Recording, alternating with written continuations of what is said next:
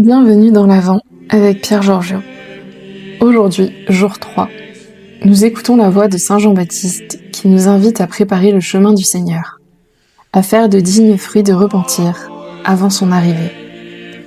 Calmons les bruits extérieurs, avançons dans l'Avent. Verso l'alto. Dans notre hâte, nous oublions parfois que notre attente du Seigneur doit être volontaire, active et parfois même laborieuse. Pierre Georgiou, lui, préparait son ciel chaque jour dans cette exigence joyeuse. Il avait conscience que la foi n'est pas confortable. C'est l'amour mis en acte. Comme Jean-Baptiste, il savait qu'il faut aplanir ses propres chemins intérieurs pour accueillir le Christ, celui qui vient s'incarner dans le monde, qui veut venir habiter dans notre cœur chaque jour. Évangile de notre Seigneur Jésus-Christ selon saint Luc. Chapitre 3. L'an 15 du règne de l'empereur Tibère, Ponce Pilate étant gouverneur de la Judée, Hérode étant alors au pouvoir en Galilée, son frère Philippe dans le pays d'Ithurée et de Traconitide, Lysanias en Abilène, les grands prêtres étant Anne et Caïphe. La parole de Dieu fut adressée dans le désert à Jean, le fils de Zacharie. Il parcourut toute la région du Jourdain, en proclamant un baptême de conversion pour le pardon des péchés. Comme il est écrit dans le livre des oracles d'Isaïe, le prophète. Voix de celui qui crie dans le désert. Préparez le chemin du Seigneur. Rendez droit ses sentiers. Tout ravin sera comblé, toute montagne et toute colline seront abaissées. Les passages tortueux deviendront droits.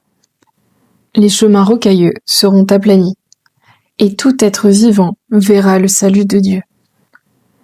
Jean disait aux foules qui arrivaient pour être baptisés par lui. Engeance de vipères, qui vous a appris à fuir la colère qui vient? Produisez donc des fruits qui expriment votre conversion. Ne commencez pas à vous dire, nous avons Abraham pour père, car je vous dis que, de ces pierres, Dieu peut faire surgir des enfants à Abraham. Déjà, la cognée se trouve à la racine des arbres. Tout arbre qui ne produit pas de bons fruits va être coupé et jeté au feu. Les foules lui demandaient « Que devons-nous donc faire ?» Jean leur répondait « Celui qui a 2 vêtements, qu'il partage avec celui qui n'en a pas. Et celui qui a de quoi manger, qu'il fasse de même. » Des publicains, c'est-à-dire des collecteurs d'impôts, vinrent aussi pour être baptisés. Ils lui dirent « Maître, que devons-nous faire ?» Il leur répondit « N'exigez rien de plus que ce qui vous est fixé. » Des soldats lui demandèrent à leur tour « Et nous, que devons-nous faire ?»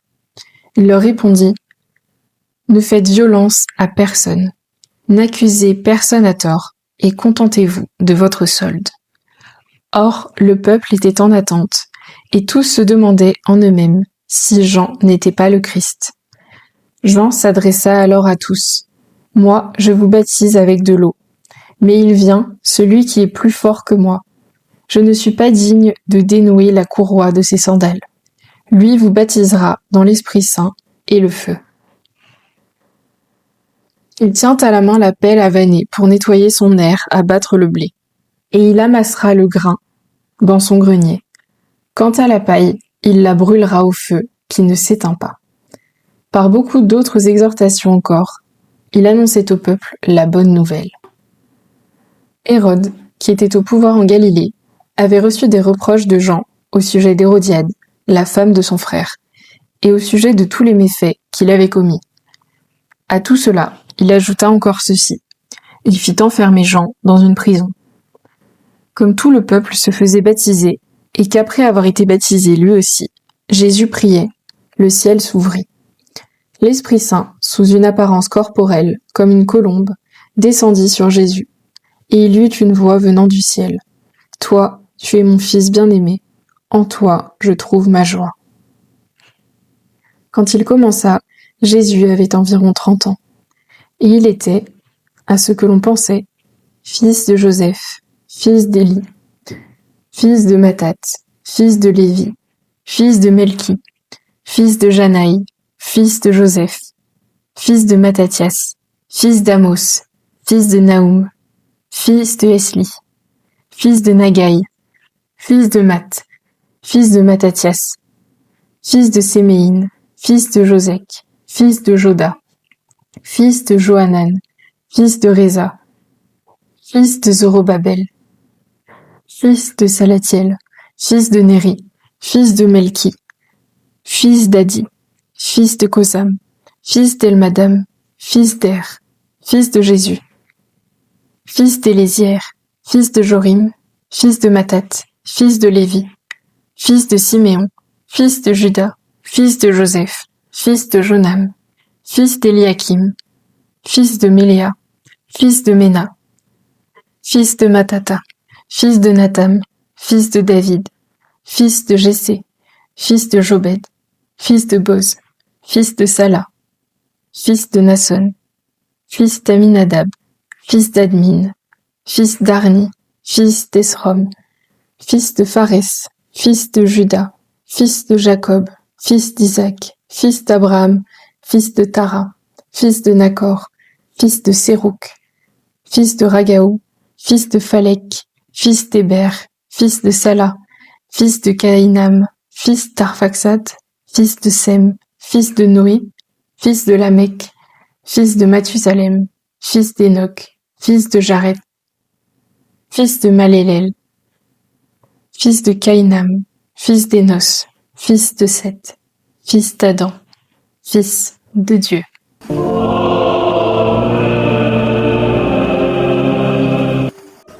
La préparation n'est jamais la partie la plus glorieuse. C'est le travail caché, intérieur, celui que personne ne voit. Loin de toutes les occasions de briller en société, cette bataille intérieure pour la sainteté est précisément là que se gagne notre éternité. C'est dans l'intimité inviolable de notre âme que commence ce cheminement personnel vers le Seigneur. Dans ce chapitre de Saint Luc, il n'est plus question d'anges qui visitent des individus comme Zacharie ou la très sainte Vierge Marie. Non, c'est la voix de Jean-Baptiste, dernier prophète, qui retentit et ébranle tout le pays d'Israël. Dieu vient. Sommes-nous prêts ? Jean-Baptiste nous appelle à revoir ce qui est tordu dans nos attachements, ce qui est désordonné dans nos intentions, ce qui est malhonnête dans nos habitudes, ce qui est creux dans notre prière. Dieu vient, mais il ne force pas la porte. Il attend que nous entr'ouvrions l'entrée de nos cœurs à sa présence et lui préparions une place. Pierre Georgiou s'appliquait à ce travail intérieur en silence, par la prière tôt le matin, par la communion quotidienne, par la confession hebdomadaire, par les renoncements au confort matériel de sa condition sociale, par sa loyauté radicale en amitié, véritable chemin de sainteté, par sa discipline dans ses ascensions vers les sommets, par sa fidélité concrète envers les pauvres et les malades. Il savait que le cœur doit être un chemin praticable pour Dieu. Plus encore, ce doit être un trône d'où la charité peut rayonner. Pierre Georgiou écrivait « Ma foi qui m'a été donnée au baptême, d'une voix sûre me suggère. Par toi-même, tu ne feras rien. Mais si tu prends Dieu pour centre de toutes tes actions, alors tu arriveras au but. » Aujourd'hui, quelle vallée de découragement Dieu veut-il m'aider à dépasser ? Quelle montagne d'orgueil veut-il abaisser ? Quelle route intérieure veut-il redresser ? L'avant commence là, dans un cœur qui se laisse travailler. Prions. Seigneur Jésus, tu viens dans nos chemins parfois encombrés et tordus. Aide-moi à préparer un passage pour toi. Enlève ce qui m'empêche d'aimer. Délivre-moi des peurs qui m'enferment. Apaise mes montagnes et mes vallées. Par l'intercession de Pierre Georgiou Frassati, donne-moi un cœur simple, droit et fidèle. Verso l'alto. Du Père, du Fils et du Saint-Esprit. Amen. Merci d'avoir marché aujourd'hui. On se retrouve demain pour le jour 4. Tenir au désert. Courage. Verso l'alto.